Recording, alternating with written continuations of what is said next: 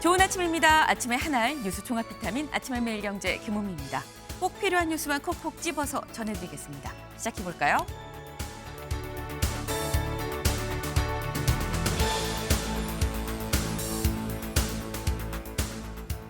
네, 매일경제 일면입니다. 트럼프, 한국과 타결이 임박했다라고 얘기했습니다. 그런데 한국 정부와는 좀 온도차가 있는 것 같다라는 게 매일경제 일면입니다. 한미 관세 협상 트럼프 대통령 타결이 임박했어요. 지금 마무리가 돼가고 있습니다. being finalized 되고 있어요라고 얘기를 했습니다. 그러면서 그들이 준비만 된다면 나는 준비가 됐습니다. 라고 얘기를 했는데 그럼 여기서 말하는 그들, 우리는 준비가 된 것이냐라는 거죠. 오늘 아침 이재명 대통령 블룸버그와 한 인터뷰 내용이 공개가 됐습니다. 여기서 이재명 대통령 뭐라고 얘기를 했느냐. 3,500억 달러의 대미 투자의 주요 쟁점이 여전히 교착 상태입니다. 라고 밝혔습니다. 실제로 이재명 대통령 뭐라고 또 얘기를 했느냐. 다음 기사를 좀 이어서 볼까요? 동아일보입니다. 미 관세 협상 압박에 이 국민 설득 못하면 합의 없어가 원칙이다라는 얘기를 이 주변에 했었다라는 거죠. 여기 좀 같이 보겠습니다. 네. 여기 보면 트럼프 한국 준비만 되면 난 준비가 됐어요 라고 얘기를 하고 있고 한국 정부는 미국이 전향적인 태도를 보여야 된다라는 확연한 입장차가 있다라는 거죠. 그리고 이 국민을 설득하지 못하면 합의가 없다라는 게 원칙이다라는 요 얘기를 이재명 대통령이 직접 이번 한미 관세 협상의 원칙으로 정했다라고도 고위 관계자가 전했다라는 겁니다. 이 얘기인즉슨 타결이 쉽지 않은 상황이다라는 건데 트럼프 대통령 지금 한미 관세 협상 외에도 이 발언 때문에 또 주목을 받고 있습니다. 무슨 발언이냐? 다음 기사 볼까요? 세계일보입니다. 트럼프 또 북은 핵 보유국 노골적 김정은 구애다. 네, 이 트럼프 대통령 뭐라고 얘기했느냐? 북한은 핵 보유국이 일종의 핵 보유국입니다라고 얘기를 하면서 김정은 위원장이 원하면 언제든 난 기꺼이 만날 겁니다. 라고 얘기를 했습니다. 핵 보유국이라는 말 김정은 위원장이 가장 듣고 싶어하는 말인데 요 말을 콕 집어서 하면서 손을 내밀었다라고 봐야 되는 거겠죠. 근데 서로 이 손을 김 위원장이 또 받는다고 해도 그럼 북한을 핵 보유국으로 인정하고 들어가는 건가? 라는 생각이 듭니다. 요 얘기 잠시 뒤에 대담으로 좀 짚어보겠습니다. 다음 기사 볼까요? 중앙일보입니다. 15 부동산 대책 열흘, 서울 아파트 거래량 80%가 줄었다라는 소식입니다. 15 부동산 대책이 나오고 오늘로 12일째 들어가죠. 근데 중앙일보가 이 발표가 나오고 16일부터 25일 요 열흘 동안 서울 아파트 매매 건수를 직전 열흘이랑 비교를 해봤더니 80% 가까이 줄었더라라는 거예요. 일단 규제 대책으로 상승은 확실히 멈추긴 멈췄는데 거래량 자체가 거래 절벽 뚝 떨어졌다. 문제는 대신 전월세 가격은 또 뛰었다라는 소식이 지금 들어와 있습니다. 이런 상황에서 다음 기사 보시죠. 서울신문입니다. 의원 주택 싹 조사하자. 김병기 한 차량 바꾸자라고 얘기하면서 이런 공방을 이어가고 있습니다. 사실 처음 이 논란 발언의 당사자격인 이상경 국토부 1차관이 사퇴를 했죠. 그런데 그 뒤에 전수조사합시다. 아이고 우리가 앞만 있어도 그쪽보다 못하거든. 이런 얘기들이 지금 정치권에선 오가고 있다. 대책을 논의를 하는 건가? 라는 생각이 듭니다. 이 얘기도 잠시 뒤에 대담으로 좀 짚어봅니다.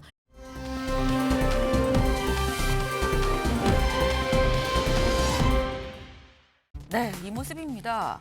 지금 연일 트럼프예요. 지금 일면도 쭉 트럼프 대통령 얘기였었는데 다시 또 트럼프 대통령입니다. 보면 춤을 추고 있는 듯한 모습이죠. 여기가 어딘지 말레이시아입니다. 말레이시아 지금 이 아세안 정상회의가 지금 예정이 돼 있는데 여기에 참석하기 위해서 이 말레이시아에 온 트럼프 대통령 환대에 기분이 좋았던지 둠칫둠칫 춤을 췄다고 하는데 그 모습 잠깐 보고 오실까요?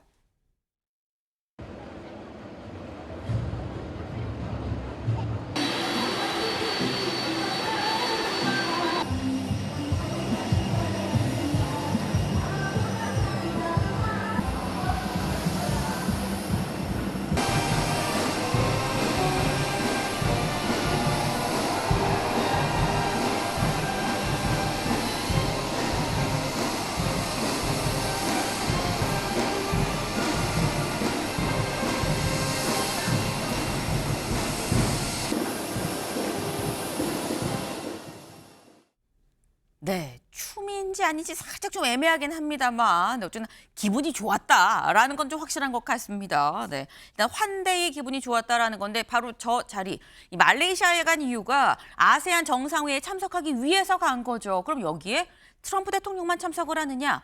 이재명 대통령도 참석하러 지금 아세안 정상회의 참석차 말레이시아에 도착을 했습니다. 그리고 오늘 캄보디아 이 정상과 정상회담도 예정이 돼 있다고 합니다. 아마도 이 자리에서 이 캄보디아 범죄단지 관련한 논의도 이루어지지 않겠나라는 생각이 좀 드네요.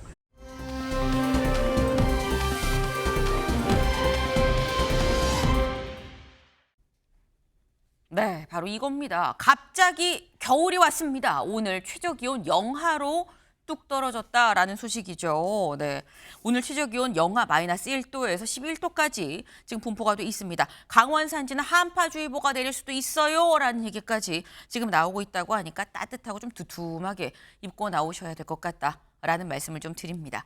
아침의 매일경제 뉴스 종합 비타민 언제나처럼 TV로 좀 크게 보시다가요. 궁금한 점 유튜브 댓글로 남겨주시면 같이 좀 얘기를 해보겠습니다. 첫 번째 키워드 들어가 볼까요?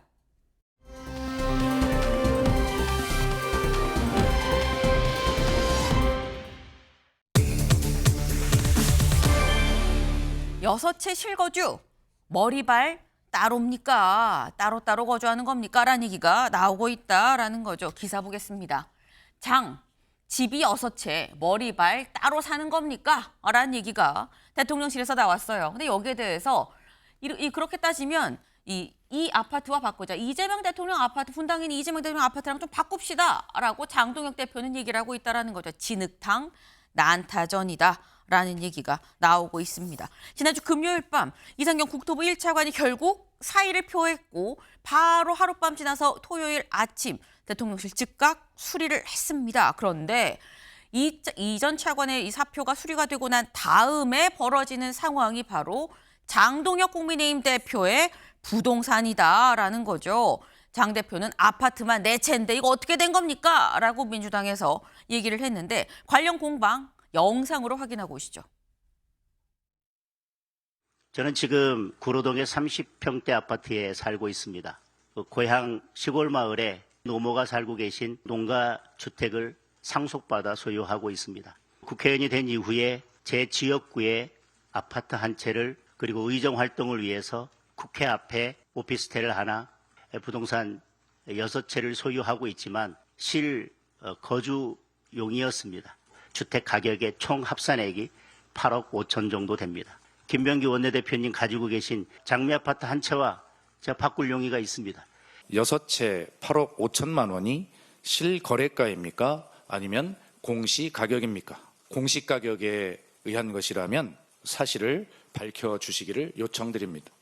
부동산 정상화 특위 단장직을 즉시 사퇴하고 주택 싹쓸이위원장으로 새로 취임하시든지 국회의원 주택 보유 현황 전수조사에 대한 제안에 응답하시기 바랍니다. 제가 실제로 거래했던 가격과 공시지가 중에서 실거래가가 높다면 실거래가로 신고하게 되어 있습니다. 저더러 사퇴하라고 공격할 것이 아니라 부동산 정책을 잘못된 방향으로 끌고 가는 부동산 3인방부터 사퇴하는 것이.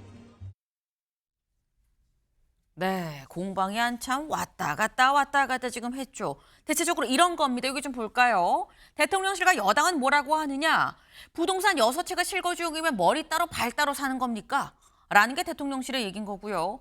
지금 조금 전 본 이 박수현 수석 대변인 부동산 정책 정상화 특별위원회 단장 사퇴하고 싹쓸이 위원장으로 오십시오. 라고 얘기를 하고 있습니다. 근데 여기에 대해서 장동혁 대표는 뭐라고 얘기를 하느냐?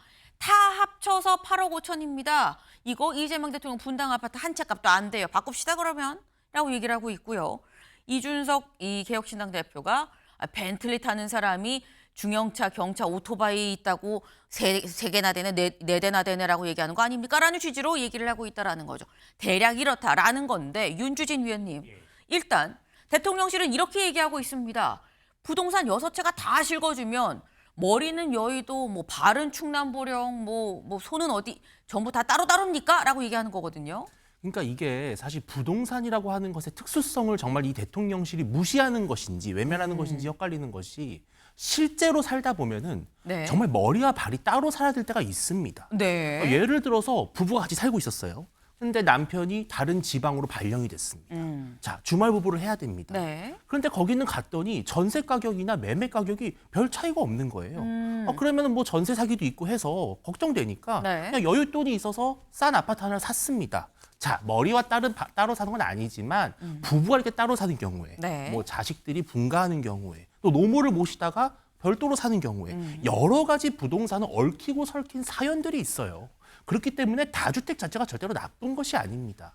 마찬가지 논리가 바로 김병기 원내대표가 본인이 갖고 있던 금싸라기 땅에 있는 좋은 아파트가 있습니다. 자, 그런데 지역구는 동작구예요. 네. 자, 그러면 어떻게 됩니까? 그 지역 아파트를 팔고 동작구 아파트를 사야죠. 근데 그는 그렇게 하지 않았습니다. 왜? 그에게도 나름대로 머리와 발이 따로 사는 사연이 있는 거예요. 그러니까 지금 장동혁 대표 있는 이 부동산 보십시오.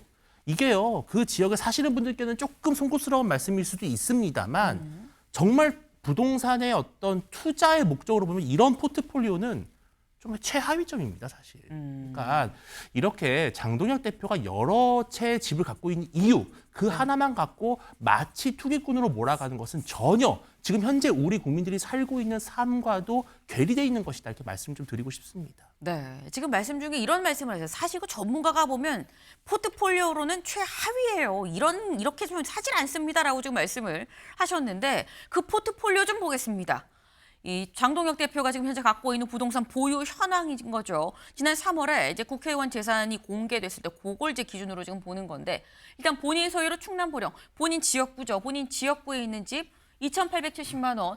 부부 소유에 지금 현재 살고 있다고 얘기하는 그 구로 아파트입니다. 그 아파트가 4억 8천. 그리고 아내 소유의 여의도에 있는 여기는 이제 아까 이 장동혁 대표가 얘기한 이 사무실 용도로 쓰는 1억 7,500. 그리고 충남보령에 9,800만 원. 여기는 뭐 이 어머님이 뭐 사신다라는 뭐 이런 얘기도 있었고요. 그리고 아내 상속분 뭐 안양과 경남 진주에 뭐 물려받은 뭐 지분이 있었다라고 해서 5,500, 2,600. 그러니까 다 합쳐서 8억 5천 정도다라고 지금 얘기를 하고 있어요. 지금 이게 포트폴리오로 따지면 최하위입니다라고 말씀을 하시면서 김진욱 대변인님, 머리와 발이 손이 다 따로 살아야 될 때도 있는 거 아니냐. 김병기 원내대표도 그런 거 아니냐라고 또 말씀하셨거든요.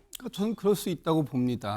그런데 네. 그렇다면 김병기 원내대표를 비판하거나 비난할 이유가 없었던 거 아닙니까? 그 지점을 비난했기 때문에 지금 장동혁 대표가 내로남불이다 이런 비판을 받을 수밖에 없는 겁니다. 저희가 다주택자에 대해서 다주택자를 범죄시하거나 그거를 잘못됐다라고만 얘기할 수는 없어요. 왜냐하면 부모님이 사실 수도 있고 자식들이 살 수도 있고 실거주할 수 있죠. 그런데 그런 이유들은 본인들은 그런 이유가 합당한 이유고 지금 민주당이나 정부의 관계자들이 그런 이유를 가지고 있다는 것을 부도덕하다.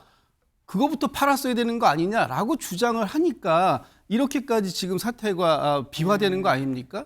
심지어는 이런 말도 나오고 있어요. 지금 국민의힘에 오히려 다주택자 또는 고가의 주택자를 가지신 분들이 많이 있을 텐데 이분들이 지금 정부에서 지금 추진하고 있는 부동산 대책이라는 것이 무주택자에게 조금 더 이 주택 마련의 기회를 주자라는 것인데 본인들이 이 무주택자들을 앞장 세워서 자신들의 다주택 소유한 부분을 면피하려고 하는 거 아니냐. 오히려 자신들의 욕망을 채우는데 이 무주택자들을 앞장 세우는 거 아니냐. 이런 비판을 지금 민주당에서는 하고 있는 것이고 그런 측면에서 장동혁 대표가 전체 총액이 얼마가 되는지 그 전체 총액도 사실은 지금 보니까 지금 언론 오늘 아침에 MBN에서 보도하는 거 보면 장동혁 대표는 8억 5천을 얘기하지만 MBN 보도에는 12억 6천만 원이다라고 지금 얘기가 나오고 있잖아요. 본인 스스로가 그러면 왜 그 주택 가격이 그렇게 달라지는 것인가? 이 부분에 대한 해명도 해야 되는 거 아닙니까?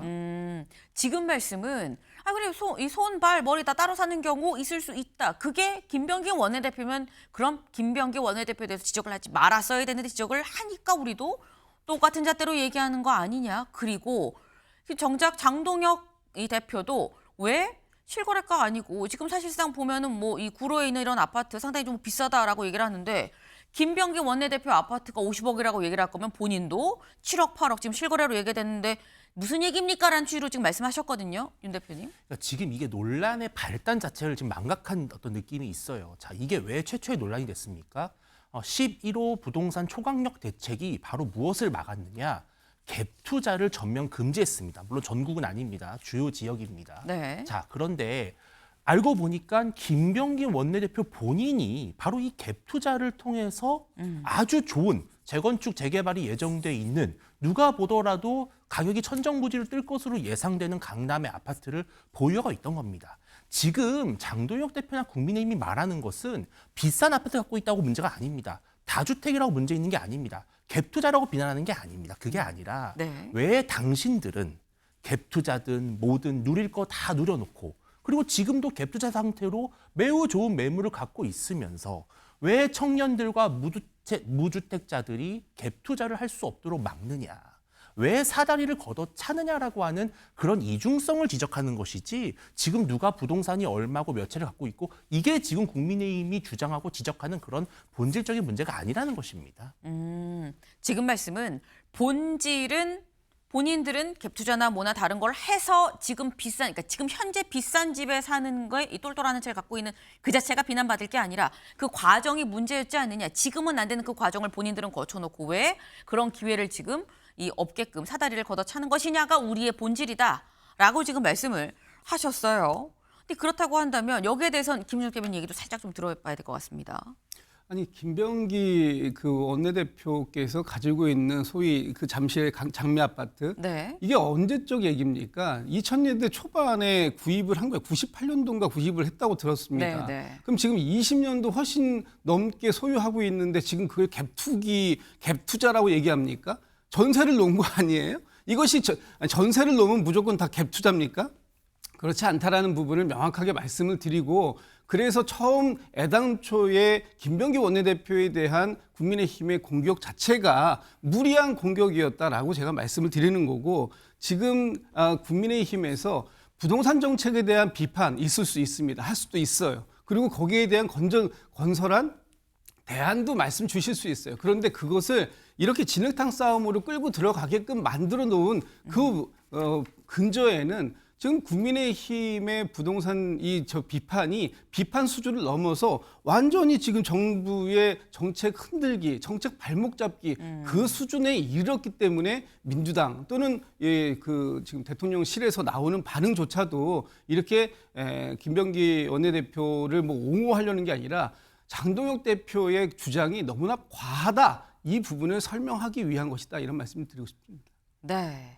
지금 너무 진흙탕으로 가고 있는 면이 있는데 이게 정책 자체를 지금 흔들려고 하니까 우리가 맞대응을 할 수밖에 없는 거 아니냐라고 취지의 말씀을 지금 하셨어요. 근데 관련해서 아까 살짝 대통령실 얘기가 나왔죠. 저희 그 준비된 그래픽을 좀 같이 볼까요? 대통령실에서는 이렇게 얘기를 하고 있습니다.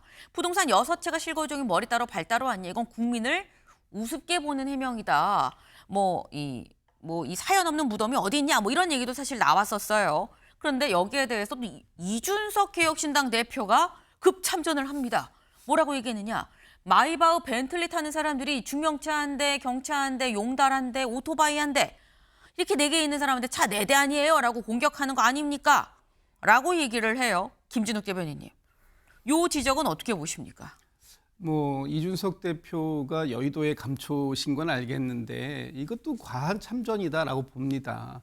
지금 문제의 본질은 어떻게 하면 무주택 서민들 또는 청년, 신혼부부들이 내 집 마련의 꿈을 실현시킬 수 있는가? 지금 이상적으로 가격이 급등하는 이런 상황, 시장 상황을 진정시키지 않으면 오히려 내 집 마련의 기회는 더 멀어질 것이다. 그런 차원에서 10.15 부동산 대책을 발표한 것인데 이것에 대해서는 아무 말씀도 안 하시고 지금 여야 당대표와 이런 비판이 있으니까 여기에 무슨 벤틀리, 경차 이런 거 가지고 비유하면서 참전하는 거 이건 바람직하지 않고요.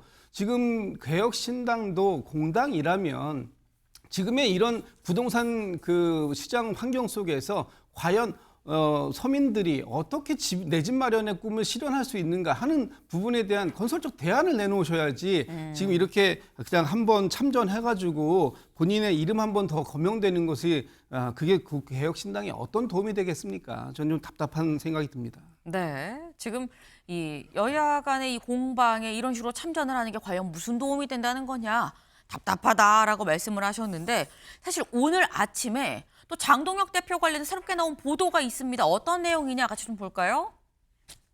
바로 이겁니다. 장동혁 대표가 저희가 지금 뭐 집이 6채라고 얘기를 했었는데 그거 말고 뭐 토지가 또 한 12억 원 정도 상당의 토지가 있다라는 보도가 오늘 아침에 또 단독 보도라고 해서 나왔습니다. 근데 이걸 따지면 사실 이렇게 되면 집 얘기를 하다가 이제 땅까지 온통 이제 부동산 전체를 또 이제 들여다보게 되는 셈인 건데 윤주진 위원님. 예. 뭐 집 내 채라고 해도 뭐 용달차고 오토바이예요라는 취지였지만 보니까 지금 땅이 12억이면 이건 또 얘기가 다른데라고 생각을 하실 수 있어요. 그러니까 저는 이게 왜 문제가 되는 것인지가 문제다라고 생각을 합니다. 왜냐하면 지금 아까도 말씀을 드렸지만 사실은 부동산이라고 하는 것은요. 직접 매매하는 경우도 많지만 상속받는 경우도 상당히 많습니다. 장동혁 대표가 현재 보유하고 있는 부동산들에 보면은 많은 부분들이 상속 부분입니다. 네. 특히 뭐 아내 상속분 2개 아파트 같은 경우는요. 이거 부분 상속이라서 다른 상속자들과 함께 동의하지 않으면 팔지도 못해요. 예, 지분 팔지도 못합니다. 지분 매각도 안 돼요.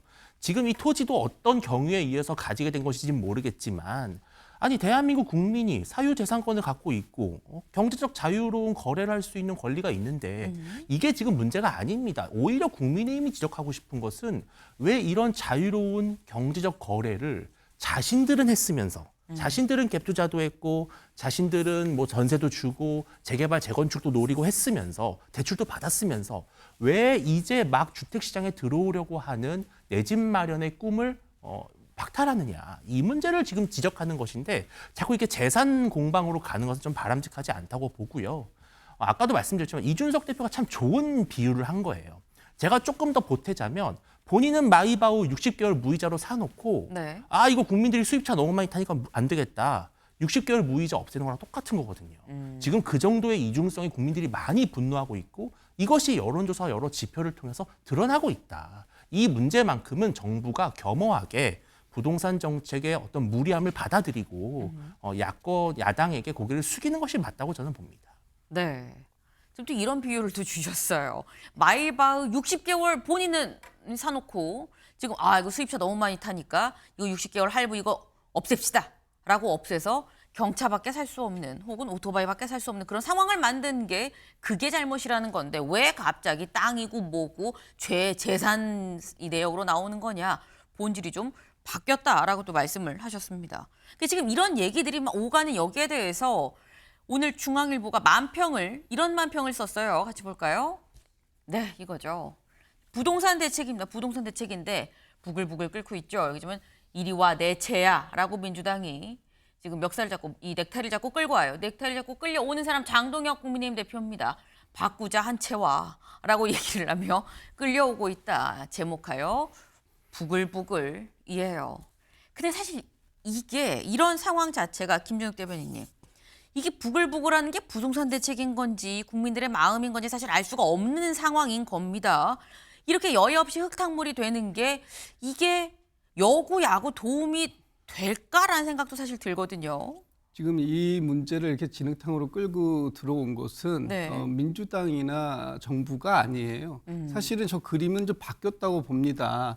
장동혁 대표가 내년 지방선거에서 가장 여당의 약한 골이라고 생각하는 이 부동산 정책이 발표되자마자 이것을 내년 지방선거의 전략으로서 활용하려고 하다 보니까 이렇게 문제가 비화된 거 아닙니까?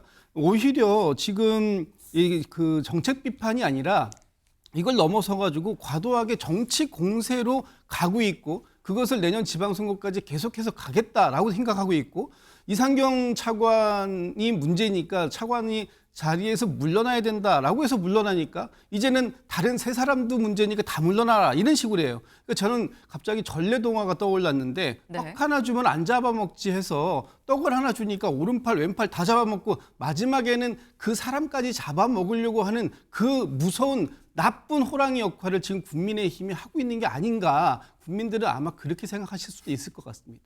네, 지금 떡 하나 주면 안 잡아먹지가 좀 잔혹동화로 이어지는 그런 과정이 지금 정치권에서 국민의힘이 민주당에 대해서 이 정부 여당에 대해서 하는 그런 태도 아니겠느냐라고 지금 말씀을 하셨어요. 근데 지금 민주당 입장에서는 지금 장동혁 대표에 대해서 당신이 먼저 시작을 했잖아라고 얘기를 하는 지금 이 상황이 바뀌었다라고 좀 말씀을 하시는 거죠. 장동혁 대표가 먼저 시작을 했다라는 취지의 말씀이셨는데, 근데 그러면서 또 한편에서는 한국일보 기사 좀 같이 볼까요? 네, 의원들 돌출 발언 자제를 부동산 설화주의보가 발령이 됐다라는 얘기입니다. 어제 정청래 대표 10, 15 부동산 대책이 나오고 그동안 부동산의 부자도 꺼내지 않았었는데 어제 드디어 언급을 했습니다. 뭐라고 얘기했는지 직접 들어보시죠. 부동산 정책에 대해서 제가 한 말씀 드리자면 민감한 경제 정책에 대해서는 정부가 책임지고 하는 만큼 당에서는 좀 한 반발짝 뒤에서 좀 로키로 필요한 법안이라든가 제도라든가 이것을 뒷받침하는 게 당의 역할이다. 그런 생각이 좀 들었습니다. 그래서 특히 이 주택시장 관련 부동산 정책은 매우 민감하고 국민들이 예의주시하고 있기 때문에 개별 의원님들이 돌출적인 발언 같은 경우는 적극적 자제해 주시고 국민들의 마음을 정말 세심하고 따뜻하게 보살피는 그런 자세가 필요하겠다 그런 생각이 듭니다.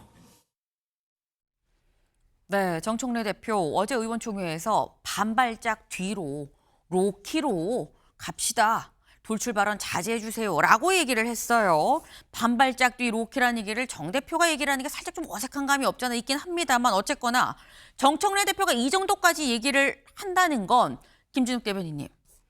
정 대표도 이번 부동산 관련 설화 등등등이 민심 위반에 상당히 이 민심 위반이 좀 상당하다라고 느끼고 있다는 건가라는 생각이 들거든요. 그런 측면이 있습니다. 지금 이제 각종 여론조사에서도 보면 지금 정부나 이재명 대통령의 지지율은 상당히 괜찮게 나와요. 그리고 평상 수준을 유지하고 있는데 네. 유독 부동산 관련된 부분에 대한 질문에서는 부정적인 응답이 조금 더 높게 나오고 있는 상황이기 때문에 이 상황 속에서 정부가 안정적으로 부동산 대책을 관리해 가야 되는 지금 그런 시점에 오히려 그것을 거기에 기름을 붓는 그래서 불길을 더 크게 만드는 그런 부분들이 좀 있었기 때문에 당내에서 이 부분에 대해서는 특별히 더 신경을 써야 된다 이런 말씀을 하시는 거고 좀 무겁게 발언을 좀 이어가야 된다. 특히 정부 정책 당국자라든지 아니면 여당의 그 의원들 같은 경우에 발언 한마디 한마디의 파장이 그만큼 민심에 영향을 미칠 수 있는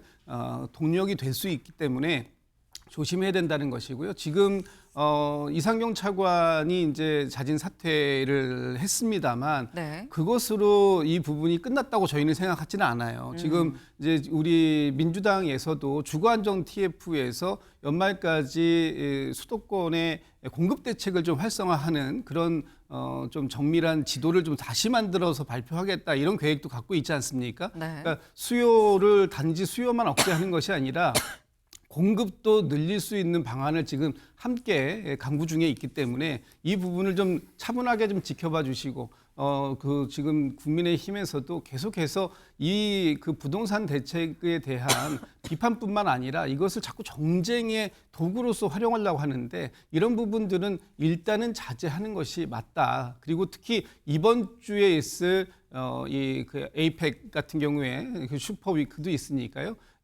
그 슈퍼위크까지는 좀 차분하게 좀 상황을 좀 관리해 보자 이런 제안도 좀 함께 드리는 겁니다. 네. 일단 지금 민심 위반에 대해서는 당 차원에서도 좀 느끼는 바가 있다라고 말씀을 지금 하셨어요. 네. 그렇기 때문에 지금 돌출 발언 자제령까지 지금 내려졌다라는 건데, 근데 지금 요런 타이밍에서 매일경제 기사를 좀 같이 볼까요? 이재명 대통령의 경제 책사 이한주 민주연구원장이 사의를 표했다라는 겁니다. 그 대체 왜 그만둔 거야? 처음에 개인적인 사유예요라고 얘기를 했는데 언론이 지금 전화를 해봤습니다. 그랬더니 뭐라고 얘기를 했느냐 같이 볼까요? 8월 말에 원래 국정기획위원회를 마무리하면서 그때 국정기획위원장이었었죠. 국정기획위원회를 마무리하면서 그때 이미 나는 마무리 다 했습니다. 라고 말씀을 드렸다. 내 임기가 내년 4월까지라고 하는데 큰일 하는데 무슨 임기가 있겠습니까? 대선도 치렀고 국정기획위를 했으면 이제 내가 할 일 다 한 겁니다. 라고 얘기를 했다라는 거죠. 그냥 내가 지금 도움이 될 만한데 다 쓰임을 다했으니 제가 이제 물러나려고 합니다. 라는 취지로 얘기를 했다라는 건데 근데 사실 이건 윤주진 위원님께 여쭤보는 게 더 객관적일 수도 있을 것 같아요. 8월에 이미 사실 사의를 표했었는데 지금 10월 거의 끝나가거든요. 2달을 그냥 갔는데 이번에 이 타이밍에 다시 사의를 표했다는 건 이건 무슨 의미냐라는 거죠.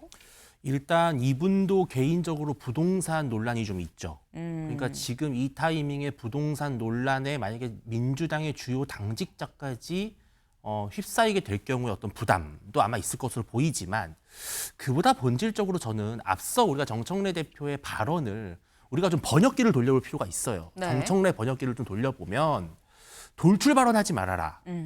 이재명 정부 편들지 말란 얘기입니다. 그리고 로우키로 해라. 너 강 건너 불구경하겠다는 얘기입니다. 문재인 정부가요. 무너진 이유가 부동산 때문에 무너졌습니다. 여기에 정청래 대표는 동물적 감각으로 아는 거예요. 이거 지금 불구덩이입니다. 여기에 참전했다가는 민주당까지 공멸하고 내년도 수도권 지방선거에서 아주 매운맛을 볼 수가 있는 거예요. 이런 정청래 대표의 어떤 선긋기, 마이웨이 여기서 사실은 이재명 대통령의 어떻게 보면 정책 대리인이라고 할 수 있는 이한주 민주연구원장은 설 자리가 없는 것이죠. 저는 여러 가지 이런 복합 미묘한 그런 정치적 갈등과 역학관계 속에서 스스로 물러난 것이다. 그리고 정청래 대표는 마침 이재명 정부의 부동산 정책을 강력히 서포트해 주는 것이 아니라 네. 일단 좀 지켜봐야 된다라고 하는 이런 모습 속에서 역시나 이 명청 대전은 여전히 잠재적으로 계속되고 있다는 생각이 듭니다. 지금 요거는 짧게 김진욱 대변인님 지금 이런 말씀인 거거든요. 명청대전이 진행되는 와중에 파워게임에서 여의도 파티에 심어져 있었던 이재명 대통령의 사람인 이한주 연구원장이 튕겨나가는 거다라고 지금 해석을 하셨어요. 그렇게 보실 수 있겠습니다. 그런데 제가 네. 볼 때는 강 건너 불구경 한다고 해서 강 건너 불이 구경이 됩니까? 지금 한 배를 타고 있는 거 아닙니까? 집권 여당과 정부가 이 부동산 정책이 실패했을 때 내년 지방선거에서 어떤 결과가 올 거라는 거 이거 뻔한 거 아닙니까? 저희가 당이 강 건너 불구경하면 만약에 부동산 정책 실패했을 때 내년 지방선거 정부가 치르는 겁니까? 민주당이 치르는 거고 민주당의 책임을 함께 져야 되는 상황인데 이것을 가지고 마치 어떤 파워게임이 있고 그 파워게임 속에서 이한주 원장이 튕겨져 나간 것처럼 비유하는 것은 너무 과하다 이런 말씀 드릴게요.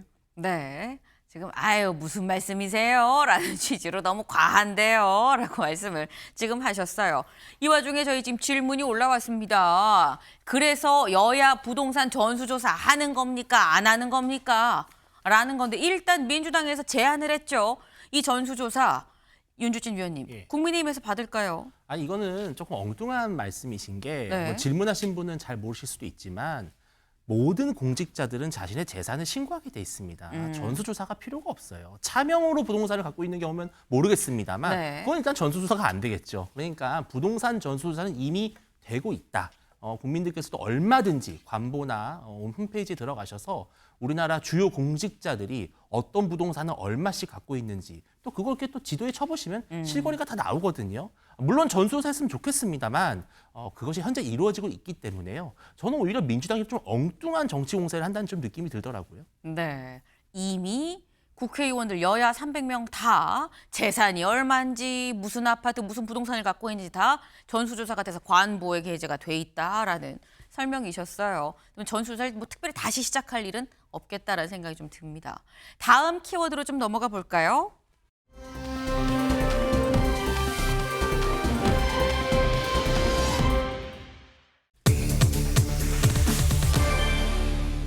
네. 이게 뭔가 사상 초유입니다. 사상 초유. 뭐가 사상 초유냐라는 거죠. 기사 같이 보시죠. 특검 도이치 수사팀장 이종호와 술자리 파견이 해제됐다라는 지금 소식입니다. 김건희 특검에서도 특히나 도이치모터스 주가 조작 의혹을 수사했었던 수사팀장 한문혁 부장검사가 어제 갑자기 파견이 해제가 됐습니다. 어제 특검에서 뭐라고 밝혔느냐 같이 볼까요? 네, 파견 근무 중이던 부장검사에 대해서 수사를 계속하기 어렵다고 판단된 사실관계가 확인이 됐습니다. 라고 얘기를 했어요. 그러면서 검찰 파견 해제를 요청해서 27일자, 오늘이죠. 오늘자로 검찰로 다시 한 부장검사는 복귀합니다. 라고 얘기를 했다라는 거죠. 그럼 대체 여기서 말하는 수사를 계속하기 어렵다고 판단된 사실관계가 확인이 됐다는데 이게 대체 뭘 얘기하는 거냐? 한국일보 일면 사진 같이 볼까요? 바로 이 사진입니다. 너무 이게 뭐 다 가려서 뭔지 하나도 모르겠네라고 생각하실 수 있는데 일단 여기를 좀 보겠습니다. 여기를 보면 여기 지금 이종호 블랙펄 인베스트먼트 그 대표인 거죠. 근데 이 같이 주변에 사람이 여러 명이 있어요. 지금 같이 뭐 셀카를 찍는 듯한 느낌으로 1명, 2명, 3명, 4명 여러 명이 있는데 여기 지금 얼굴을 가린 바로 여기가 한문혁 부장검사가 같이 술자리에서 사진을 찍은 바로 그 모습이다라는 거죠. 2021년 7월이었었다라는 건데 근데 그럼 여기서 드는 의문이 이런 거예요. 김소민 의원님, 2021년에 만났는데 심지어 술자리고 시기를 보면 해당 도이치모터스 관련한 사건을 맡은 그 직후인 거거든요. 근데 2021년부터 지금 2025년이 돼 4년 동안 몰랐나? 라는 생각이 듭니다. 네, 일단은 그 자리에 참석을 했던 이종호 씨하고 한문혁 검사 간에 주장이 좀 엇갈리는 부분이 있습니다. 네. 이종호 씨 같은 경우는 본인이 좀 주로 비용이나 이런 것들을 부담을 했다 이렇게 얘기를 했고 또 한문혁 검사가 자신이 블랙펄 인베스트 관계자다라고 얘기를 했을 때 좀 뜨악한 표정이었다 이런 취지로 얘기를 했거든요. 네. 근데 한문혁 검사 쪽에서는 그때 당시에는 사건 관계자인 줄 몰랐다. 그리고 어느 정도는 비용을 자신이 댔다 이렇게 얘기를 하고 있어요. 근데 이게 어느 쪽 말이 진실이든 간에 중요한 거는 한문혁 검사가 나중에 적어도 본인 주장에 따르더라도 이종호 씨가 사건 관계자라는 걸 알게 됐단 말이죠. 네. 그게 한참 전에 2021년, 2년 이 정도의 일이고 그리고 특검은 이제 2025년에 출범을 해서 특검에 한문혁 검사가 파견을 갔단 말입니다. 그러면은 사실 그때 당시에 마주친 적이 있다라고 하는 점 이런 것들은 보고를 하고 공유를 했었어야 되는 것인데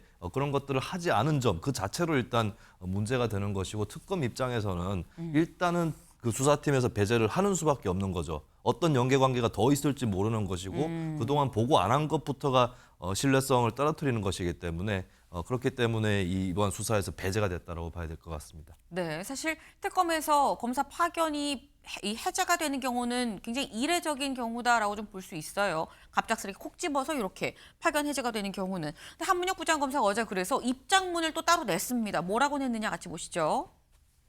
네, 입장문 같이 보겠습니다. 한문혁 부장검사 입장문 같이 볼게요.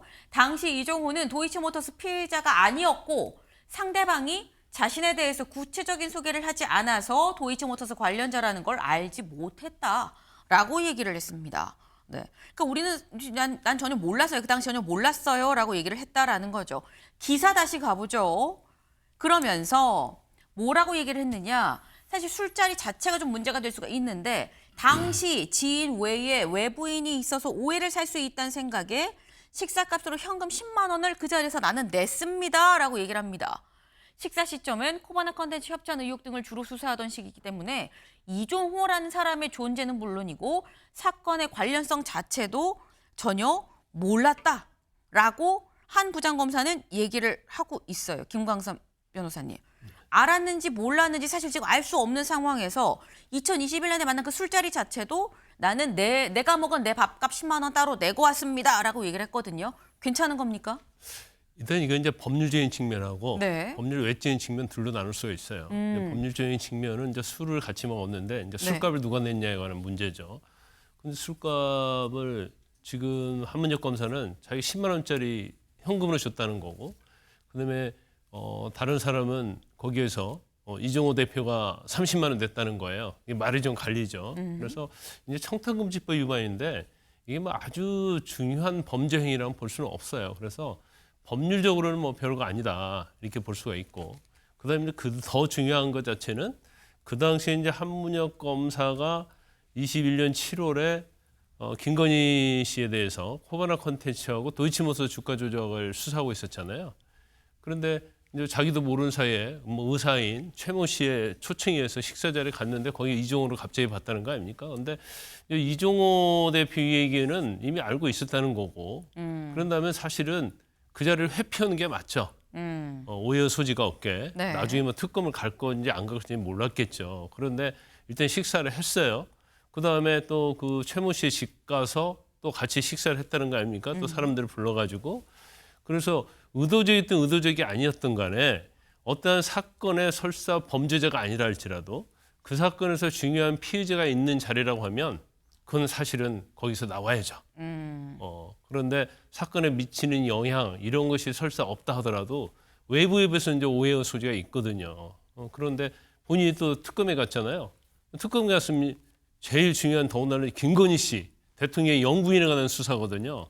그러면 이제 그러한 것들이 아무리 본인은 결백하다고 주장을 한다 하더라도 오해의 소지가 있는데 지금 민중기 특검이 바람잘 날이 없어요. 양평군수 공무원 뭐 스스로 목숨을 선택했지 않습니까? 그 다음에 뭐 민중기 특검의 어떤 내부자 정보를 이용한 주가 사건, 네. 거기다 또 특검에서 팀장을 맡은 사람이 이런 문제로 다시 돌아가는 이런 뭐 굉장히 불미스러운 일이 계속 일어나고 있어요. 그래서 파견 해제는 저는 뭐 맞다고 봅니다. 수사에 영향을 미치든 안 미치든. 그렇지 않으면 이제 수사의 공정성에 관한 문제가 대두될 수 있는 거죠. 네. 지금 말씀은 법적인 부분과 법의 이 외적인 부분, 이 비법적인 부분을 좀 따져봤을 때 법적인 부분 자체는 사실 뭐 이런저런 주장이 뭐 돈 내고 왔더니 어쨌다는 얘기가 있기 때문에 설령 이게 뭐 유죄라고 해도 뭐 크게 그렇게 뭐 이 처리할 부분은 아니지만 하지만 오히려 법 외적인 부분 관계자가 있다는 걸 알면 이제 피의자는 뭐가 됐든지 간에 관계자면 일단 그 자리를 털고 나왔어야 되는 게 맞지 않느냐. 근데 왜 2차 자리까지 같이 쭉 간 거냐라고 지금 이 말씀을 하셨어요. 근데 심지어 이런 얘기를 지금 이종호 대표는 이렇게 얘기를 하고 있습니다. 한국일보 기사 같이 볼까요? 네, 청탁금지법 위반 소지 봐주기 없었다고 해도 부적절하다라고 얘기를 하고 있는데 관련해서 여기에서 여길 좀 같이 보겠습니다. 이 전 대표는 네, 이 부분입니다. 확대를 좀 했네요. 이 전 대표는 식당에서 한 부장검사를 만나 자신의 이름을 말하자 한 부장검사가 블랙펄 인베스트라고 되물었다는 거죠. 그렇습니다라고 답하자 한 부장검사가 불편한 기색을 보였다고 주장을 한다. 그럼에도 그 자리를 주최한 의사 최모 씨가 친한 형님이야 라고 설득을 해서 자리가 그냥 이어졌다라고 얘기를 하고 있다라는 거예요. 반면 한 부장검사와 최 씨는 이 전 대표가 사건과 관련이 있다는 사실을 당시 전혀 몰랐다라고 지금 얘기를 하고 있습니다. 한 부장검사는 이 전 대표에 대해서 검찰 수사팀이 2021년 10월 초에 구속영장을 청구할 즈음에야 이 전 대표 얼굴을 보고 이 사람이 그때까지 술 먹은 그 사람이군 이라고 눈치를 챘다라는 거예요. 지금 얘기가 좀 엇갈리는 부분이 분명히 있습니다. 김수민 의원, 일단 이종호는 나 블랙펄 인베스트에 오니까 블랙펄이라고 하면서 움찔했잖아, 나 알았잖아라는 얘기인 거고 지금 한문혁 부장검사는 몰랐다가 그해 10월에 한 3개월 뒤에 영장 칠 때쯤 돼서 그때 얼굴 보니까 그때 이 사람이네라고 알았다고 얘기를 하는 거거든요. 어떻게 보십니까? 한문혁 검사가 이종호 씨가 도이치모터스 사건 관계자임을 알았거나 혹은 몰랐거나인데 네. 제3의 가능성도 있어요.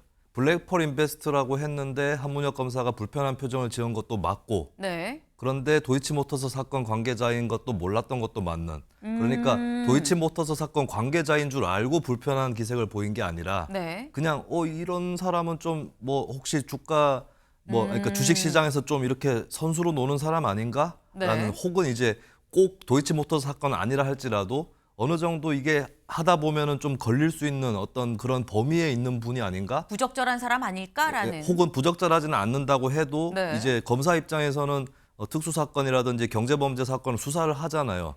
그러다 보면 조금 얽히고 설킬 수 있는 사람 아닌가? 이렇게 해서 이제 좀 불편한 기색을 지인한테 지인이 네. 이제 오라고 해서 갔는데 좀 앞으로 엮일 수도 있는 사람이 나와서 그래서 불편한 기색을 보였을 수는 있을 것 같아요.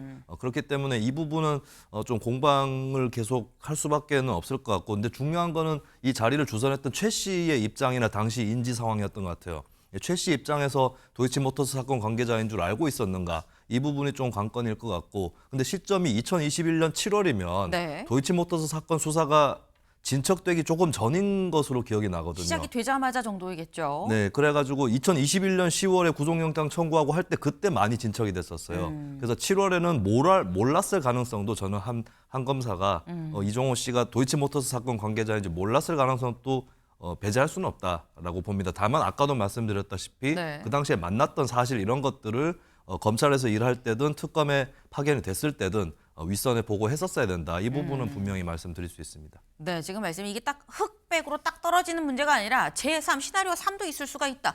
양쪽 말이 다 비슷하게 맞을 수도 있어요라고 여러 가능성을 좀 더 열어두셨어요. 김광선 변호사님. 객관적으로 보면 이제 한분혁 검사의 말이 일부는 맞을 수 있고 일부는 틀릴 수 있다고 봐요. 네. 첫 번째는 뭐냐면 그 당시에는 이제 컨텐츠 코바나에 대한 수사를 하기 때문에 도이치모터스에 대해서 본격적으로 안 들어갔으면 모를 가능성이 크죠. 제가 볼 때는 몰랐을 가능성이 있다.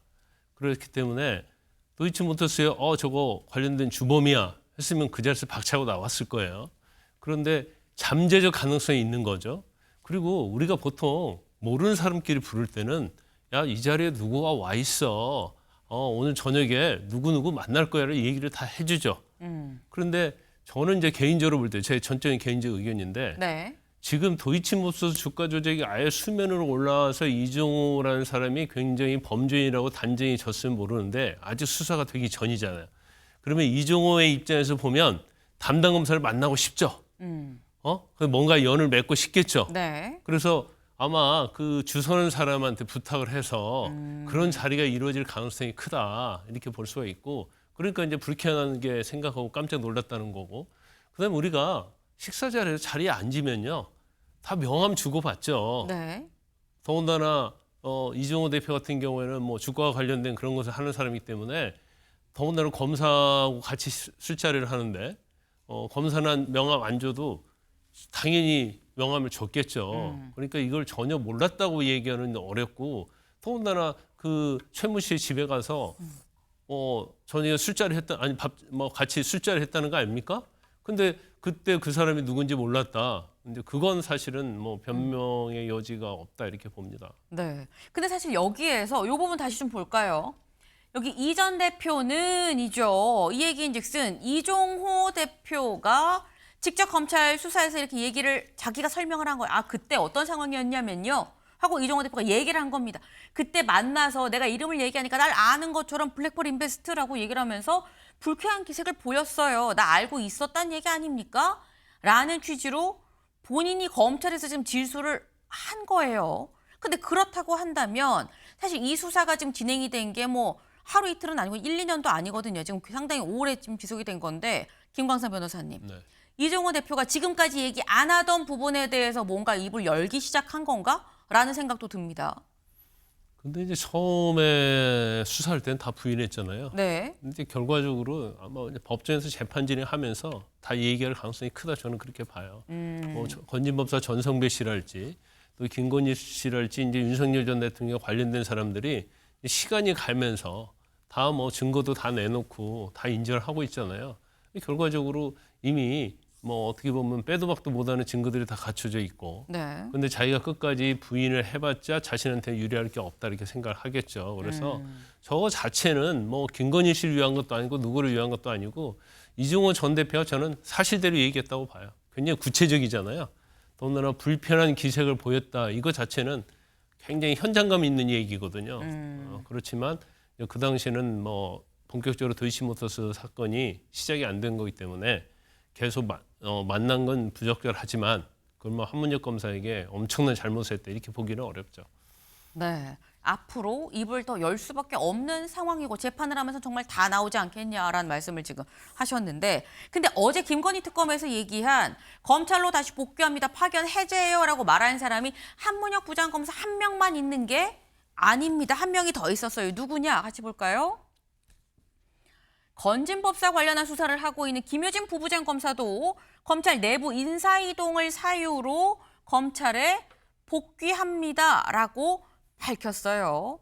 근데 아까 저희가 이 한문혁 부장검사의 경우에는 뭐 좀 부적절한 게 있어서 지금 이제 현재 서울고검을 약간 직무 대리로 나가 있는 약간 어떻게 보면 발령이 난 그런 상황이라고 볼 수 있는 건데 김효진 부부장 검사에 대해서는 약간 이게 좀 애매한 감이 있습니다. 일단 건진법사 관련 수사를 지금 하고 있었죠. 근데 건진법사 수사 관련해서 관봉권 띠지 분실 사고가 있었고 내부 인사이동을 사유로 일단 검찰로 다시 복귀를 합니다라고 얘기를 했는데 요 관봉권 띠지 관련해서 즉 이 전전날인 금요일 날 정성호 법무부 장관이 자신의 SNS에 뭐라고 얘기를 했느냐 같이 볼까요?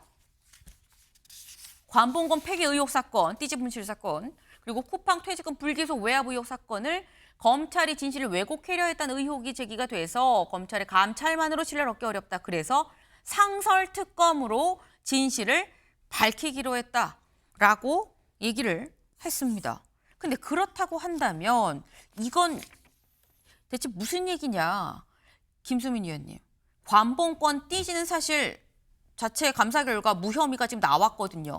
나왔는 다시 상설특검으로 간다고 하면 김효진 부부장도 관련해서 좌천이라고 봐야 되는 겁니까? 근데 검찰 내부 인사 이동 때문에 그쵸. 복귀를 한다고 했는데 그거는 검찰의 인사라든지 이걸 지켜봐야 좀 알 수 있지 않을까 그렇게 보여집니다. 이제 건진법사 관련 수사를 했다고 하면 혹시 뭐 관봉권 띠지나 여기와 관련이 있는 건가 이렇게 또 한번 상상을 해볼 수는 있겠습니다만 네. 좀 명확하게 어떤 경우인지는 현재로서는 좀 알기 어렵지 않을까라고 보고 여러 가지의 경우의 수가 있을 수 있거든요. 그리고 이제 특검이 어느 정도 수사가 진행이 됐기 때문에 근데 많은 인력이 검찰에서 특검에 파견이 나갔었고 그렇기 때문에 수사가 어느 정도 진척되는 만큼 또 복귀를 하는 그런 인원이 있을 수도 있겠습니다. 그렇기 때문에 그런 차원에서의 복귀인지 아니면 관봉권과 관련된 복귀인지는 조금 더 지켜봐야 될 것 같고요. 다만 이제 쿠팡하고 이제 관봉권 포함해서 상설특검으로까지 들어간다고 하는데 네. 만약에 어떤 상설특검의 수사의 대상이 될 수도 있다라고 진작에 좀 지목이 되는 그런 인사라면은 아무래도 빨리 복귀시킬 수밖에는 없을 것 같습니다. 예, 그래서 그런 경우도 한번 같이 생각을 해봐야 될 것 같습니다. 네. 관봉권 띠지랑 뭐 쿠팡 이게 대체 무슨 사건을 얘기를 하는 거야라고 생각하실 수 있어요. 요 영상 보면 아 그거라고 생각을 하실 것 같아 좀 준비를 해봤는데요. 같이 좀 보고 오시죠. 무혐의 수사 가이드라인에 따라서 대검 보고용 보고서의 핵심 압수수색 결과가 누락된 상태로 대검에 보고가 됐고 최종 불기소 처분이 된 사안입니다. 사회적 약자인 근로자들이 그 200만 원 정도 되는 퇴직금이라도 좀 신속하게 받게 됐으면 좋겠습니다. 그리고 이 과정에서 부적절한 행동을 했던 공무원들이 잘못이 있다면은 저 포함해서 모든 사람이 그의 잘못에 상응하는 처분을 받았으면 좋겠습니다. 그럼 김정민 수석이 돈을 센 것 같긴 하네요, 그죠? 그 당시에 어떤 현금이든 세니까 그렇죠? 네, 돈은 셌을 것 같습니다. 그러면은 돈을 셌다면은 김정민 수석관이 그 관봉권 띠지를 풀었을 가능성이 높아 보이네요, 그죠? 그걸 풀지 않고 어떻게 돈을 세겠어요, 그죠? 그때 당시 띠지로 묶여 있었는지는 기억이 나지 않습니다. 제가 남부지검 감찰 과정에서 봤던 보고서 내용에는 띠지와 관봉을 훼손하지 말라고 수사팀에서 3번이나 얘기를 했다고 적혀 있었는데 저희는 그런 말을 들은 바가 없었습니다. 네, 기억나시나요? 이 관봉권의 띠지가 왜 없어졌느냐? 이것도 중요한 이 증거이고 단서인 건데 왜 없어졌느냐라는 논란이 있었고요. 그리고 또 하나가 지금 보신 것처럼 이 국감에서 나와서 부장검사가 울면서 이거 쿠팡 사건 외압으로 인해서 당시에 기소하지 못했다. 이거 문제다라면서 양심 고백을 한 약간 그런 상황이 있었습니다. 이 두 가지가 다 지금 결국 상설특검으로 가겠다라는 건데 근데 오늘 한겨레 기사 좀 같이 볼까요? 3대 특검에 상설특검까지 수사 기소 분리와 엇박자 아니냐라는 거예요. 이렇게 되면 지금 현재 3개 특검이 진행이 되고 있고 여기에 상설 특검으로 이 2개의 사건을 그럼 4개다라는 건데 이게 김광선 변호사님 4개 특검이 동시에 돌아가는 경우는 처음 봐. 저희 키워드가 사상초이긴 합니다만 처음 봤다라는 생각이 좀 듭니다. 그런데 이게 과연 상설 특검으로 가야 할 사안인가 모르겠어요. 그러면 공수처도 있잖아요. 네. 경찰 있잖아요. 그렇게 믿는 기관이 있는데 또 특검으로 가자. 그런데 지금 3개 특검이 있잖아요. 검사들이 엄청 파견돼 가지고 지금 검찰에 검사가 없어요. 사건이 엄청나게 적체돼 있죠. 네. 그런데 문제는 뭐냐? 이제 특검 자체가 우리가 수사가 잘 안 된다랄지 공정성에 있어서 문제가 되면 특검을 하는 거잖아요. 그런데 지금 이 사건 자체에 대해서 감찰만 했지 수사는 되지 않았어요. 더구나 특검의 가장 큰 문제가 뭐냐면 여야 합의에 의해서 특검이 돼야 하는데 네. 지금 3대 특검은 여야 합의가 아니잖아요. 어떻게 보면 특검들 자체도 그 민주당의 정체성에 맞는 특검이 수사를 하고 있단 말이에요. 그러면 이런 식으로 상설 특검을 하면 또 상설 특검하면 특검 자체를 또 민주당의 정체성에 맞는 그런 사람들 특검에 임명할 거 아니에요. 그럼 이게 특검의 공정성을 위해서 수사의 공정성을 만드는 게 상설 특검인데 그리고 일반 특검이거든요. 그러면 앞으로 계속적으로 검찰을 없애겠다고 해놓고 계속 수사도 할 수 있고 기소도 할 수 있는 검사들이 결국 가서 수사를 하는 거거든요. 그러면 특검을 상설로 아예 해버리는 거예요. 검찰은 없애고. 네. 그리고 그 특검 자체는 자신들이 원하는 검사를 임명하는. 그렇게 되면 이건 특검이 아니죠. 법이 규정하고 있는 취지에 완전 위반되는 거죠. 네. 이거 관봉건 띠지 이거 없어졌다고 그래갖고 이게 과연 특검까지 갈 사안인가. 더구나 상설팀에 검찰 파견되면 또 검사들이 많이 갈 거 아니에요. 네. 이게 너무 특검이 만능인 것처럼 뭐 이런 행위는 제가 볼 땐 지양을 해야 한다 이렇게 봅니다. 네. 지금 너무 특검이 많은 거 아니야? 요거는 짧게 김수민 의원님. 네. 아니 공수처도 있고 검사들이 잘못한 걸 수사하려면 공수처도 있고 아니면 경찰이 뭐 수사를 할 수도 있는 건데 왜 굳이 자꾸 특검을 수사 기소 분리한다는데 수사 기소에 공소유지까지 하는 특검을 자꾸 발족하는 겁니까? 라고 말씀하셨어요. 네, 사실 그 부분은 맞습니다. 그러니까 수사하고 기소를 분리해야지 맞다라고 하는 게 현재 정부 여당의 입장인데 그러면 사실 그 정책을 구현하기 전에 이미 특검이나 이런 작은 단위에서도 그걸 보여줘야 되는 거거든요. 근데 또 이런 수사들은 수사와 기소가 융합되어 있는 그런 특검으로 가는 것은 원리적으로 모순이다라는 점은 지적할 수 있을 것 같고 그리고 다른 방법론으로 보더라도 사실 공수처라는 기관이 검사의 범죄를 수사하라라고 네. 하는 그런 취지가 굉장히 강했습니다. 여러 고위공직자들에 대한 수사가 강하지만 할 수 있지만 특히 검찰개혁 차원에서는 검찰에 대한 수사 이것을 공수처를 통해서 하도록 한 취지가 강하거든요. 그렇다면 설령 검찰 내부의 감찰로 풀 수 없는 사안이고 수사가 필요한 사안이라면 이게 상설 특검으로 가는 것이 아니라 일단은 공수처에서 수사를 하게 하는 것이 원래 공수처 설립 취지에도 더 맞지 않나 이런 지적도 가능할 것 같습니다. 네, 지금 이제 4개의 특검이 들어가는 초유의 상황이 도래를 한 것 같습니다. 이 많은 특검이 그럼 다 제 역할을 할 수 있을 것이냐? 다 특검으로 파견되고 검찰은 자기 수사를 또 잘할 수 있을 것이냐라는 문제가 또 다시 이 우려가 나오고 있습니다.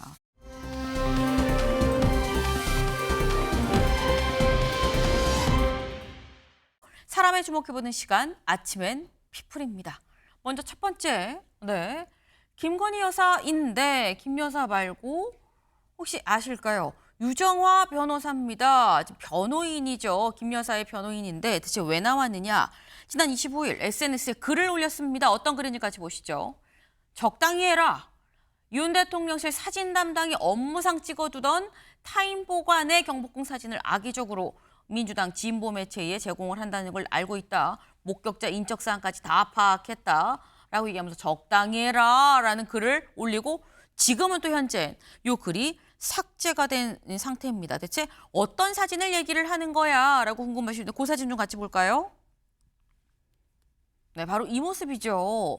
그러니까 아니 왜 이 마음대로 뭐 경복궁이니 뭐 종묘니 뭐 가는 거야라는 비판이 나왔었던 바로 그 당시 그때 그 사진입니다라고 공개가 됐었던 바로 그 사진인 건데 사진 유출자가 누군지 아는데 이거 악의적으로 유포하는 거 어떤 법적 결과 가지고 올지 생각하세요라고까지 유 변호사가 지금 얘기를 했어요. 그럼 여기서 드는 의문, 김광선 변호사님 어떤 법적 결과가 오는 겁니까? 저건 이제 구체적으로 어떤 법 위반이다 이렇게 말할 수 없고 더군다나 이게 국민의 알 권리와 이게 관련이 돼 있기 때문에 이제 그거에 의한다면 이제 범죄 행위가 조각이 될 수가 있죠. 초상권이랄지 이제 명예훼손 이런 것들인데, 근데 아마 저렇게 한 것은 경고성이라고 봐요. 그러니까 앞으로 계속 김건희 씨에 대한 부적절한 사진이 계속 나올 가능성이 크니까 이거 가만두지 않겠다. 앞으로 이제 법적인 조치를 하겠다. 더 이상 내놓지 마라. 이 얘기인 것 같아요. 근데 저건 이제 본질적인 것을 좀 호도하는 거죠. 이제 설사 저 과정이 위법, 이제 매체 제공하는 것 자체가 유법적인 측면이고 부적절한 측면이 있다 하더라도 네. 그곳에 가서 어제에 앉고 이런 행동들은 사실 해서는 안 될 행동들을 한 거예요. 그러면 제가 볼 때는 뭐 거기에 대한 변명, 그 당시에 뭔 행사에 있게 될 뭐 미리 뭐 체크로 갔다 이 정도는 괜찮겠지만 뭐 적당히 해라, 그만해라 이거 자체는 사실은 본질적인 것을 잘 모르고 감정적인 대응이다. 그리고 경고성 발언이다 이렇게 봅니다. 네. 앞으로 더 공개되면 가만두지 않겠다라는 취지의 경고성 발언으로 보이는데 이게 법으로 진짜로 따지고 들어가면 오히려 이 조각 사유가 좀 상당하다라고 또 말씀을 하셨어요. 오늘 만평이 이런 만평이 나왔습니다. 같이 볼까요? 네. 논란의 경복궁 사진, 아까 그 사진이죠. 근데 이걸 보고 적당히 해라라고 화를 내고 있는 모습인데, 근데 여기 아래 볼까요? 갑자기 다소곳해졌습니다. 적당히 좀 하시지라고 이 앞에서 아마 뒷모습이 김건희 여사인 것 같아요. 그래서 이게 먼저 아닌가라는 얘기가 왔다는 거죠. 이거에 대해서 분노하기 전에 먼저 왜 가셨어요? 라고 얘기를 하는 게 반성하는 게 먼저 아니겠느냐라는 주제 오늘 만평까지 같이 나왔습니다.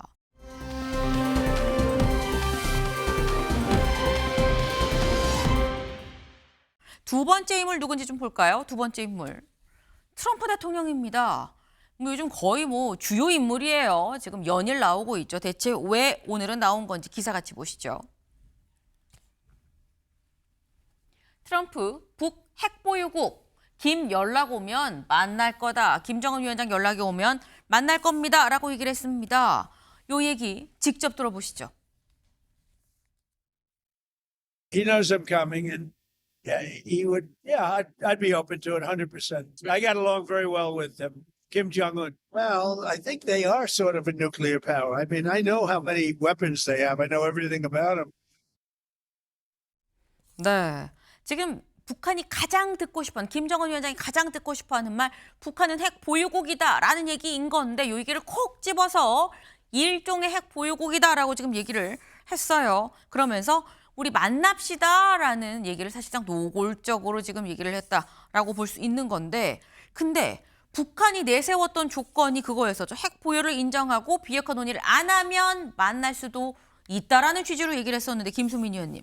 근데 그럼 만나면 핵 폐기가 아니라 핵은 인정하고 있는 핵을 줄이는 감축, 군축 이런 논의를 한다는 거야? 라는 생각이 드는 거거든요. 네, 일단 진짜 핵 보유국으로 미국에서 북한을 인정할 가능성은 거의 없다고 봐야 될 것 같고요. 이 지구상의 5개 국가만 NPT 공식의 그쵸. 핵 보유국이고 사실 그 외에 비공식 핵 보유국도 있긴 합니다. 뭐 인도라든지 이스라엘이라든지 이런 국가들이 있긴 한데 북한이 그 정도까지도 갈 수 있는 상황은 아니거든요. 한다면 뭐 한 파키스탄 정도 수준이라고 보여지는데, 근데 일단 트럼프 대통령 입장에서는 그렇게 핵 보유국으로 인정을 해준다라는 취지라기보다는 일단 네가 핵을 갖고 있는 건 내가 잘 알고 있어. 그 부분을 신경 쓸 수밖에 없어라고 하는 그런 정도의 신호를 줘서 협상장으로 끌어내려고 하는 그런 의도가 강하다라고 봐야 될 것 같고, 일단 이제 대화에 들어가게 된다면 만약에 들어가게 될 경우에는 미국 입장에서는 이제 핵 보유를 인정한다기보다는 일단은 핵을 동결시키는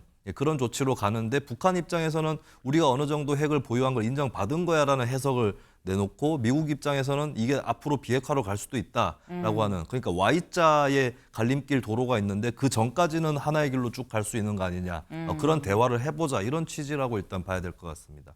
네. 근데 사실 또 북쪽은 만날 생각이 별로 없는 것 같다는 얘기가 나오는 이유, 이거 기사만 좀 짚어보죠. 조선일보 기사 같이 볼까요? 네. 트럼프, 김정은 만나고 싶다. 근데 김정은은 본인 외교 담당, 본인이 가면은 수행해야 될 최선희 외무상을 러시아에 보냈다라는 거죠. 근데 또 이러면서 뭘 했느냐? 한국일보 보죠. 트럼프 발언에 북한 지금 반응이 없는 상태입니다. 근데 그러면서도 팡문각의 이례적인 조경은 계속하고 있다. 대체 북한은 양쪽에 떡 쥐고 뭐 하고 있는 거냐라는 생각이 좀 듭니다. 오늘 중에 뭔가 입장이 나온다고 한다면 뭔가 물꼬가 새롭게 좀 트일 수도 있지 않을까라는 생각을 살짝 좀 해보네요.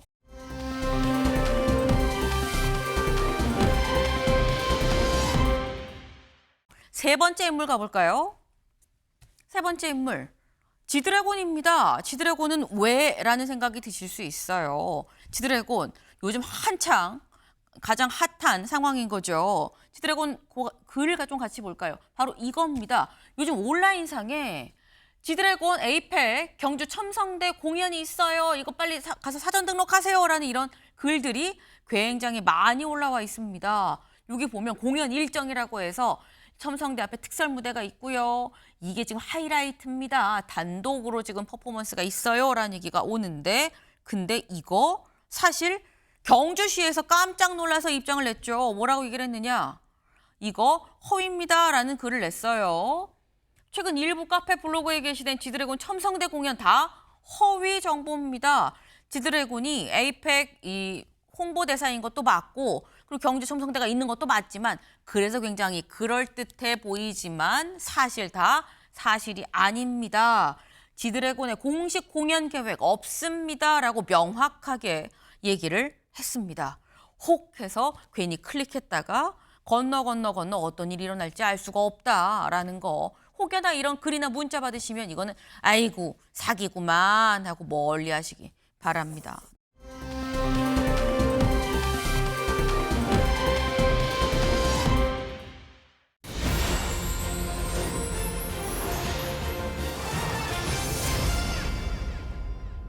네, 전 세계가 경주에 모이는 2025 경주 에이펙입니다. 대구일보 일면입니다. 막 오르는 경주 글로벌 슈퍼위크, 외교, 통상, 안보의 변화가 좀 주목이 된다라는 소식입니다. 진짜 정말 코앞이죠. 29일, 30일, 그리고 11월 1일 이어서 이틀 동안 그리고 고전에 사전 행사까지 생각을 하면 벌써 이번 주 슈퍼위크다라는 겁니다. 외교, 통상, 안보까지 모두 특히나 지금 관련해서 많은 정상들이 모이면서 정상회담이 계속 릴레이로 이어지고 있죠. 매일신문 좀 같이 볼까요? 국온이 걸린 릴레이 회담이다. 한미 일중 다 단판 슈퍼위크다. 네, 어느 것 하나 가벼운 회담이 없습니다. 이 회담을 통해서 우리가 최대한 어느 정도까지 확보를 하고 챙길 수 있는 건지 그리고 어느 정도 관계를 개선하고 나아갈 수 있는 건지 여부가 이번 주에 다 결정이 된다라는 겁니다. 네, 이번 주에 있을 에이펙 소식은 저희가 꾸준히 좀 전해드릴 수 있도록 해보겠습니다. 저희가 준비한 소식 오늘 여기까지입니다. 오늘도 좋은 하루 보내세요.